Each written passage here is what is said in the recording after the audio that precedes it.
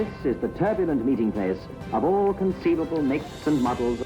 የአዲስ አበባ የዲፕሎማሲ መዲና የአፍሪካ መናገሻ ከውጪ ለሚመጡ ጎብኚዎች በምቾት መብራቶች የምታንጸባርቅ ዘመናዊ ከተማ ለነባር ነዋሪዎቿ ግን በየቀኑ የሰቀቀን የስጋት የመፈናቀል ሲሆን ከሆነች ግን ሰነባብታለች። የሀገሪቱ ሕገ መንግሥት ማንኛውም ኢትዮጵያዊ በሀገሩ ሰርቶ ሀብት የመፍራት መብት አለው ቢልም ዛሬ ላይ የከተማዋ ነዋሪ ባለፈው 3 ዓመታት የኮሪደር ልማት በሚል ስም በመቶ ሺዎች የሚቆጠሩ ዜጎቿ ያለበቂ ፍቃድና ካሳ ከሀብት ንብረቶቻቸው እየተነቀሉ ለከተማዋ ባይተዋር ከመሆንም ሰነባብተዋል። ታዲያ ይህ ልማት ነው ወይስ ደግሞ አዲስ አበባን የፖለቲካና ስነ ሕዝብ ቅርንጫፍ የማድረግ አሻጥር? ነዋሪውስ በቤቱ ላይ ቤቱ በላዩ ላይም ሲፈርስ ለምንስ በዚህን ያህል ዝምታን መረጠ? ትናንት በምርጫ 97 ከጫፍ እስከ ጫፍ ወጥቶ መብቱን ያስከበረ ለምን በዚህ ጊዜ አንዳችም ትንፍሽ ለማለት አልቻለም? ነገስ የዚች ከተማ ነዋሪና የከተማዋ ዕጣ ፈንታ ምን ሊሆን ይችላል? እኛም በዚህ ዝግጅታችን ይህንን ጉዳይ ወደ ኋላ ተመልክተን ታሪክን እያገላበጥን የዛሬዋን አዲስ አበባና በተለይም ያለችውን የአሁኗን አዲስ አበባና ቀጣይ ልትሆን የምትችለዋን የፖለቲካን ውጥረትና የነገዋን አዲስ አበባ በጥልቀት እንፈትሻለን፣ እንመረምራለን።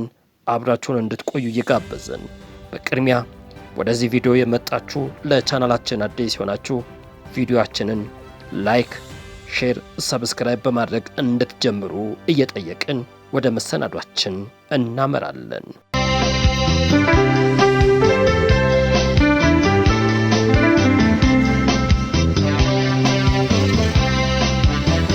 አዲስ አበባ በእቴጌ ጣይቱና በአጼ ምኒልክ በ1879 እንደ ኢሮፓያን አቆጣጠር በ1886 ዓመተ ምህረት ስትመሰረት ገና ከመጀመሩ የብዝሃነትን ማዕከል እንደነበረች በከተማዋ ታሪክ የተለያዩ የማስተር ፕላን ሙከራዎች አስተናግዳለች። በ1928 እንደ ኢሮፓያን አቆጣጠር በፈረንሳይ ሊዮን ሸፍኔ፣ በጣሊያን ወረራ ጊዜ ደግሞ እንዲሁም ደግሞ በ1956 እንደ ኢሮፓያን አቆጣጠር በእንግሊዛዊ ሰር ፓትሪክ አበርክቶ የተነደፉ ፕላኖችም ከተማዋን የተወሰኑ ቅርጽም ሊሰጧት እንደቻሉ መረጃዎች ያሳያሉ። እነዚህ ላይ የፖለቲካ ምሁራን አንድ ጥልቅ ንጽጽር ያነሳሉ። የአዲስ አበባን የዕድሜ 138 ዓመታት ወደ ኋላ መለስ ብለው ከጎረቤቷ ጋር ከሷ ዕድሜ ከሚኖራት ጋር ከኡጋንዳዋ መዲና ካምፓላ ጋርም ያስቀምጧታል። ይቺ እንደ አውሮፓውያን አቆጣጠር በ1890ዎቹ ከተቆረቆረችው ጋርም የሚያነጻጽሯት ካምፓላም ሆነች አዲስ አበባ ተቀራራቢ የዕድሜ ባለጸጋዎች ናቸው ይሏቸዋል። ነገር ግን ካምፓላ ነባር ታሪካዊ ይዞቷን፣ ኮረብቶቿንና የከተማዋን ነዋሪ ማኅበራዊ ትስስር፣ ፖለቲካዊ ሁኔታዎቿን ሳትበጥስ በሂደት ላይ እያደገች የጋራው ሁሉንም በአንድነት አቅፋ ያደገች ከተማ ነች ይሏታል። አዲስ አበባ ግን የመንግስታት የፖለቲካ ርዕዮተ ዓለም መፈተኛ ላብራቶሪ ሆና ከዘውዳዊ ስርዓት ወደ ደርግ፣ ከደርግ ኢህአዴግ፣ አሁን ደግሞ ወደ ብልጽግና ስትሸጋገር እያንዳንዱ የመንግስት የራሱን የፖለቲካ አሻራ ለማሳረፍ ሲል የቀድሞውን ማፍረስ ይቀነዋል። ይህም አዲስ አበባ ፈርሳ ለመታየት ግድ ብሏታል። ይህ የማፍረስ ፖለቲካ አዲስ አበባን የማያቋርጥ የህመም ቀጠና አድርጓታል። ማስተር ፕላኑ ለነዋሪው ምቾት ሳይሆንም ለገዢው መደብ የፖለቲካ የበላይነት ማረጋገጫ መሳሪያ ሆኖም ቆይቷል። ወደ አሁናዊ ውዝግብ እየመጣ ያለውን የኮሪደር ልማት በምናይበት ጊዜ የፕሮጀክት የአዲስ አበባን መልክ እየቀየረውም ይገኛል። ማንኛውም ጤነኛ አእምሮ ያለው ሰው ከተማ ማደጉን፣ መንገዶች መስፋታቸውን የሚጠላ አይኖርም።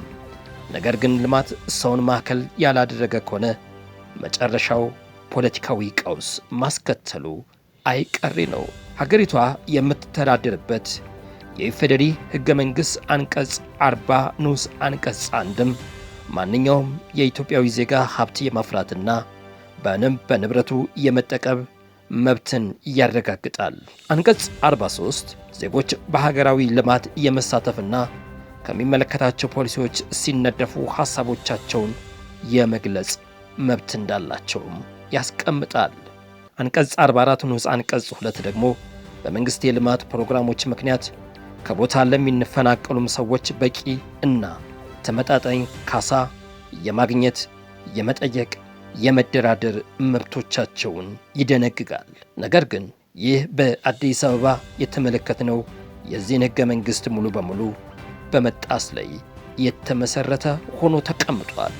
ነዋሪው ሳይመክርበት፣ አማራጭ ሳይቀርብለት፣ የንብረቱን ትክክለኛ የገበያ ዋጋም ሳይሰላለት በድንገት የዶዘር ሰለባ ሆኖም ይህ የፖለቲካ ሳይንስም ቀላል የሚባል ጠባሳዎችን አሳርፎም እያለፈ ይገኛል። መሬት ከድሃውና መካከለኛው ገቢ ካለው ኗሪ ነጥቆ ለጥቂት የካፒታል ባለቤቶችና ለመንግሥት ፕሮጀክት የሚተላለፍበት የኢኮኖሚ አሻጥር ነው።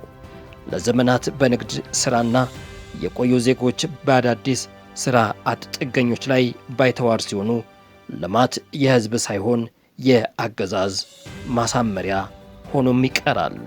አንድ ትልቅ ጥያቄ ማንሳት የግድ ይለናል። የሁሉ ግፍ እና መፈናቀል ሲፈጸም እውን የአዲስ አበባ ኗሪ እንዴትስ ዝምታውን መረጠ? ይህ ዝምታ የፍርሃት፣ የመዋቅራዊ ድክመትና የተስፋ መቁረጥ ዝምታ ነው። በመጀመሪያ መንግሥት የጸጥታ ኃይሉን ሙሉ በሙሉ በመጠቀም በማኅበረሰብ ውስጥ ስለ ልቦናዊ ሽብር ፈጥሯል። ግን በመጠየቅና ከጸረ ልማትነት አልፎ እንደ ጸረ መንግሥትን በሚቆጠርበት የፖለቲካ ድባብ ውስጥም ግለሰቦች ለብቻቸው መብቶቻቸውን ማስከበር አይችሉም። በሁለተኛ ደረጃ የአዲስ አበባ ኗሪ የፖለቲካ ውክልናም የለውም። በስሙ የተሰየመው የከተማው አስተዳደር ከነዋሪው ይልቅም ለፌዴራል መንግሥትና ለገዢው ፓርቲ የፖለቲካ ፍላጎት ያደረ መሆኑ ነው። የመንግሥት አዲስ አበባን የመቀራመት ፍላጎት መነሻና መድረሻው በሚታይበት ጊዜ ሰሞንኛ የሀገራዊ ምክክር ኮሚሽን የአዲስ አበባን ሁኔታ ፍንትው አድርጎ አውጥቶ አሳይቷል። ይህ ምናልባትም ማንበብና መረዳት ለሚችል የፖለቲካን ሁኔታ ከትንሽ እስከ ትልቁ የሚረዳ ሰው ምን አይነት አዘቅት ውስጥ እንዳለንና የፖለቲካን ቁማር ጨዋታ ምን አይነት መንገድ እንዳለው የሚያሳይ ነው። ፖለቲካዊ፣ ኢኮኖሚያዊ እንደሚሉትም አዲስ አበባን መቆጣጠር ማለት የኢትዮጵያን የደም ስር መቆጣጠር ማለት ነው። ይህ የመቀራመት ፍላጎት ደግሞ 3 መሠረታዊ ግቦችም እንዳሉት ያስቀምጣሉ። የመጀመሪያው ስነ ሕዝባዊ ምህንድስና የከተማዋን ነባር ማኅበራዊ ስብጥር በመበተንና ወደ ዳርቻ በማውጣት አዲስ አበባን ለገዢው ፓርቲ ታማኝ የሆነ የህብረተሰብ ክፍልን በከተማ እምብርት ማስፈር። ይህ አንዱ የኮሪደር ልማቱ ውጤት ሆኖም ታይቷል። ሁለተኛ የኢኮኖሚ ሂጂሞኒ መሬት ከፍተኛውን የሀብት ምንጭ በሆነባት ሀገር የከተማዋን መሬት ተቆጣጥሮ ለገዢው ልሂቃንና የፖለቲካ ደጋፊዎች ማከፋፈል፣ ታሪካዊ ማህደር ትውስታን ማጥፋት፣ አሮጌዋን አዲስ አበባን በማፍረስ አዲስ መንግሥት የኢትዮጵያን ጅማሪ እኔ ነኝ የሚል ትርክትም ለመፍጠር የሚደረገው ጥረት ማሳያ ሆኖም ያሳያል። እንደው አዲስ አበባ ለዲፕሎማቶች የሰላምና የቅንጦት ደሴት ሆና ለገዛ ነዋሪዎቿ ግን የባይተዋርነትና የመፈናቀል ሲኦል ሆና መቀጠል ትችላለች? እውን ግን ይህ አይነቱን የተራራቀ የከተማ አስተዳደር በመጨረሻ የከረረ ማኅበራዊ ፍንዳታን ማስከተሉ አይቀሬ ነው። ማሳያውም የሀገራዊ ምክክር ጉዳይ ፍንትው አድርጎታል። አሁን አዲስ አበባ በአንድ ክልል የበላይነት ጠናቀቅ የሚለው ግን ከጫፍ እስከ ጫፍ እሳቱን እየለኮሰው ነው። እውን የሀገራዊ ምክክር ኮሚሽን ሀገርን መገንባት ወይስ ደግሞ ከበስተጀርባው የተቀበረው ዶሴ ምን ይሆን? እሱን ጊዜ ያሳየናል። በአንድ በኩል በአፍሪካ ደረጃ ትልቅ ስብሰባዎችን እያስተናገደች ዓለም አቀፍ ተቋማትን አቅፋ፣ በሌላ በኩል ግን የገዛ ዜጎቿን ያለምንም የሕግ ዋስትና ከቤት ንብረቶቻቸው የምታፈናቅል ከሆነ የዲፕሎማሲ ስኬት በውሸት የተገነባ የካርድ ቤት የሚሆነው የከተማው ኗሪ ወደ ከተማ ዳርቻ እየገፋ በሄደ ቁጥር በከተማዋ መሃል ያለው የኑሮ ውድነት የሥራ አጥነትና የኢኮኖሚ ቀውስ የነገዋን አዲስ አበባ ለከፍተኛ የፖለቲካ ውጥረት እያጋለጠው ይቀራል፣ ወደፊትም ይቀጥላል ማለት ነው። የነገው አዲስ አበባ ጉዳይ ወዴት ያመራል? የፖለቲካ መፍትሄው ካልተበጀለት አዲስ አበባ የጥቂት ሀብታሞች እና የብዙሃን ድሃ ተፈናቃዮች ከተማ ሆና በሁለት ትከፈላለች። ይህ ደግሞ ለሀገር ደህንነት ትልቅ ስጋት ነው። አዲስ አበባ የህንፃ የመንገድና የመብራት ስብስብ ብቻ አይደለችም። አዲስ አበባ ማለት ህዝብ ነው። አዲስ አበባ ማለት ታሪክ ነው፣ ትውስታ ነው፣ የብዝሃነት ውበትና የኢኮኖሚ መስተጋብር ነው። መንግስት የሚያወጣው ማንኛውም የልማት ፕላን የዜጎችን ህገ መንግስታዊ መብት ያከበረ፣ ሰብአዊነትን የተላበሰ እና ፍትሃዊ መሆን ግን ይጠበቅበታል።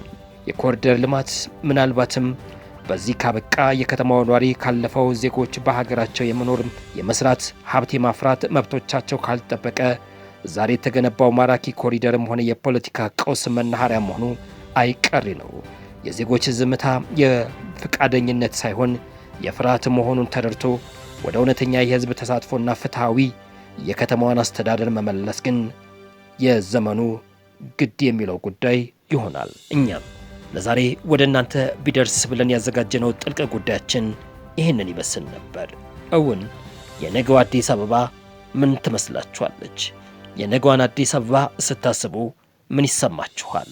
ሐሳቦቻችሁን በኮመንት ሴክሽን ላይ አስቀምጡልን እያሉን ቪዲዮውን ከወደዳችሁት ላይክ ማድረጋችሁን አትርሱ።